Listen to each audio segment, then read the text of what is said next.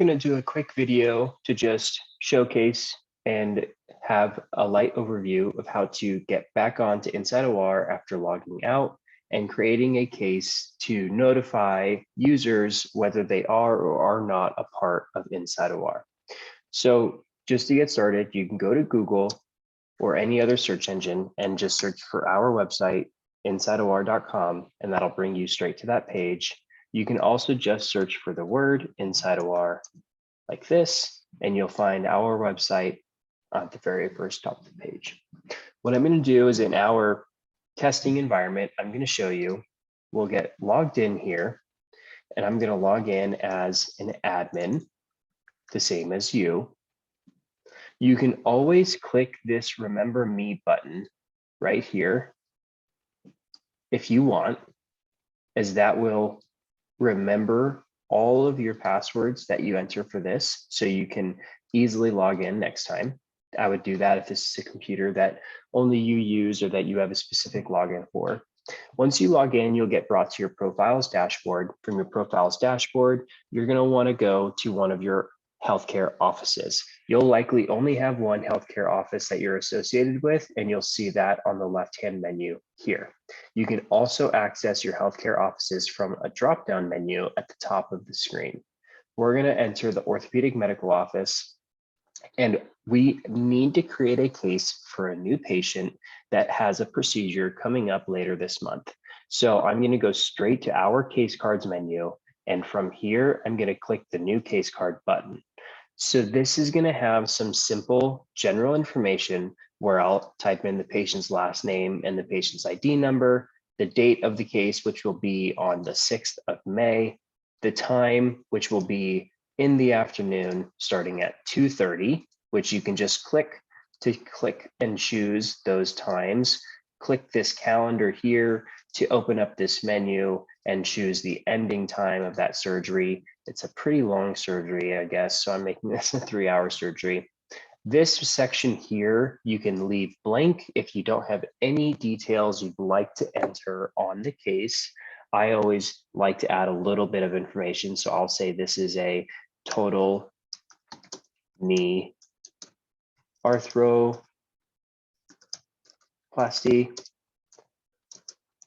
and we'll say any other things that we would enter in here, like patient's first surgery. You can see you can use this for anything. On the location, this is just to help someone get to wherever this is going. You'll see from this drop-down menu, we have the healthcare office that is scheduling this procedure. This is your clinic. This location details section is where you can add something like the hospital name and the parking lot or suite number, PIN instructions, if there's room codes. This is what that section can help you do. So now moving on, the smart card is our preference card template that we have loaded for you that you can simply select. You don't need to do anything else. There's nothing else you need to worry about these preference cards. What we have done is we've collected the information and loaded them for you, so you can simply choose the type of procedure that's being performed so that the equipment is loaded automatically for you. This is where you can select the performing surgeon. So if you schedule for multiple surgeons, this is where you can choose who at the office is seeing this patient performing the procedure. From here, totally optional, you can also choose, again, if you know the room that this might be occurring at the hospital, this is where you can select that. So we'll click next, and what this is going to do is it's going to bring you to that preference card information section. This is where you'll want to ensure that you have the correct CPT codes and ICD diagnosis codes, as well as where you can enter in the patient's member ID for their insurance coverage, as well as their group ID for their insurance coverage. So in this CPT codes section, you can see that there is a drop-down that allows you to select multiple CPT codes. You can also type in the numbers to choose and search from a selection of CPT codes that you've looked for. As well, on the ICD-10 code side, you can type in the actual code prefix, as in the M0, M1, M05, or if you have the name and more detail, you can actually, as you see here, begin to type in the specific code based on the description that you may have been given from the doctor. So if we know that this is, hip, we can just type in hip and get this information here. And we can say that this is a this hip surgery is resulting from unilateral osteoarthritis and hip dysplasia. So then on the policy number for the patient, their patient policy number is 123456, and their group number is 9876543. Obviously, you'll enter in the correct information here, but you can see what this is for. Once you've done this, you're pretty much all set and ready to go, and you don't have much more to do. You're going to click the next screen, and what you're going to see here is you're going to see a section to upload documents. I'm not going to show you specifically how you can upload documents on this screen, because I am going to show you in another video how you can do that from your Documents hub. From here, you don't need to worry about the associated supplies and associated product kit sections. You can jump straight to the associated staff tab, where you can actually add both other InsiteOR users as well as non-InsiteOR users to this procedure. So for example, our rep is Brenda. And so we want to add Brenda to this case card, and she is a user on InsiteOR. So if we just type in Brenda, we can find her in this staff selection menu and enter and add her to this associated staff menu. In the top right-hand corner, what you'll see is a notification generated that says Brenda's been associated here. And this actually notifies her via email and text message that she's been added to this procedure. Furthermore, let's say Brenda was not a user on InsiteOR. You can click this Add External Member button and actually add non-InsiteOR users to this procedure and make them aware and give them simple viewing abilities so that they know when the case is happening, where the case is happening, and the general information about the procedure through a HIPAA compliant portal.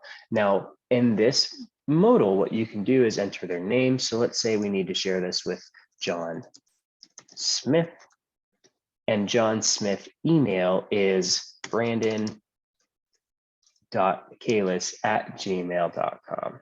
And John Smith is the external doctor. So let's say he's a primary care physician or the anesthesiologist that we want to make aware of and also possibly get some authorization from for this procedure. We can mark him as such here, save this entry, and what will actually happen is we will then notify Brandon as an external doctor that there is this procedure that we can then ask for him to view and let us know what their decision is based on certain things that we might need to receive authorization from.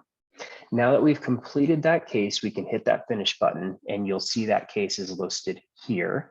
And if we click on that associated staff tab, which you'll see in all of the procedures, you'll see two sections of staff members, the InsiteOR users who are listed at the top, and the external staff members that we have added that will be able to see the healthcare office, the procedure, the CPT codes, the diagnosis codes, and the date and time.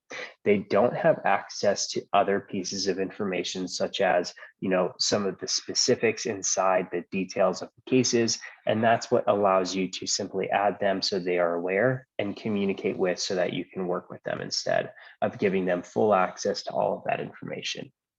So I'm going to go ahead and finish this video here. What we've gone through is we've logged into your profile. From your profile, gone to our healthcare office, and in our healthcare office, from our case card menu, created a new case card, filled out the information, and added the associated staff members to create this record of a procedure being performed for a patient and the associated staff members, both users and non-users, who need to be aware of that. Do this for a few of your procedures this week and let us know if you have any questions. If you run into any issues at any time, you can always click on the support link at the bottom of the screen and create a new support ticket and let us know the issues you're having. You can also send us a screenshot or a picture if you take one with your phone, and that'll help us diagnose anything from there. I really hope this video helps you get a little more comfortable with InsiteOR. As we continue to move forward, we'll start to layer that document hub function in, and be on the lookout for another video from me that shows us how to do that a little easier. For now, get comfortable with creating these cases and adding those users so that you can notify them instantly and start getting yourself off that phone and off of hold.